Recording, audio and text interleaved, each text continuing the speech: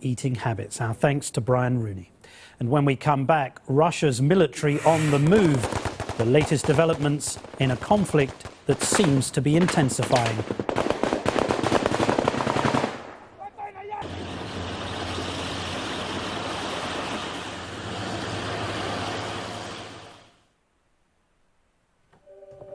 I've had asthma.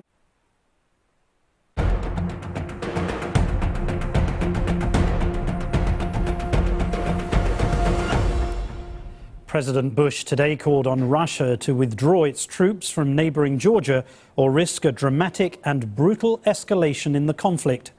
But tonight, Russian tanks and aircraft continued to move deep into the former Soviet Republic, beyond the separatist regions of Abkhazia and South Ossetia.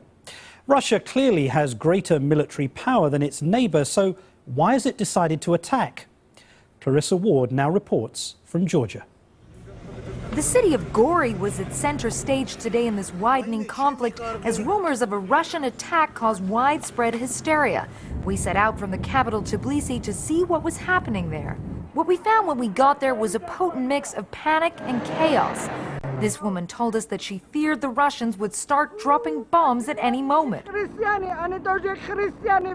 We're all Christians, she told me, so why are they killing us like this? Convoy after convoy of Georgian troops poured out of the city, shouting that the Russians were coming.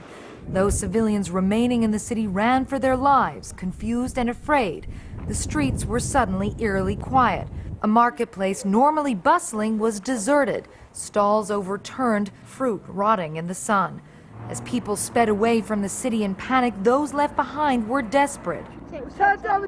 Where can we go, this woman told me. We have nowhere to go. If I go to Tbilisi, it's the same thing. As we were filming, Georgian soldiers approached us and hustled us away. So we've just come out of the city of Gori and the situation there, one of absolute panic. A group of soldiers came up to us and told us to move immediately. Their fear is that Russians are going to begin bombing in this area very soon.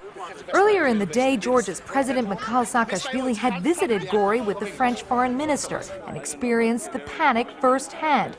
After hearing planes overhead, Saakashvili's bodyguards covered him in flak jackets. He was bundled into a car and driven away, fearing a Russian attack. By nightfall, Russia had taken over Gori, along with 3 other Georgian towns and a military base. Saakashvili declared that his country had been cut in half. It is so clear what's happening. We are in the process of invasion, occupation, and annihilation of an independent, democratic country. We are in the process of destruction of world order as it was established after the end of the Cold War. So how did this situation escalate to this point so quickly? The conflict between Russia and Georgia goes back further than the last 4 days of battle in South Ossetia. The region essentially seceded from Georgia in the 90s, and it's been caught between the two countries ever since. But some believe what this is really about is Russia trying to reassert itself. I think they want to weaken Georgia. I think the idea of Georgia that is independent, that is sovereign, that is Western in its orientation, the culmination of that is NATO membership, right there on their southern flank is something with which they don't want to live. Russia fears that if even more countries on her doorstep start to follow the West, her sphere of influence will be drastically reduced. Secondary Russian goal here is to send a message to a lot of other countries, places like the Baltics, Poland, Ukraine. And that message is, Russia is strong, Russia is back, we're going to reassert our power in our immediate neighborhood, and there's nothing your Western friends are going to do about it. Georgia has been aggressively courting the United States. And it is really an unfortunate situation where that desire to turn to the West earns Georgia what it's got from Russia. And tonight, as a battered Georgia pleads for a ceasefire and the Security Council is trying to come up with a plan, Russia shows no sign of letting up, and echoes of the Cold War hang in the balance.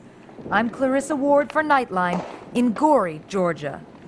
And we'll continue to follow developments as they occur. Our thanks to Clarissa Ward. And we'll be right back.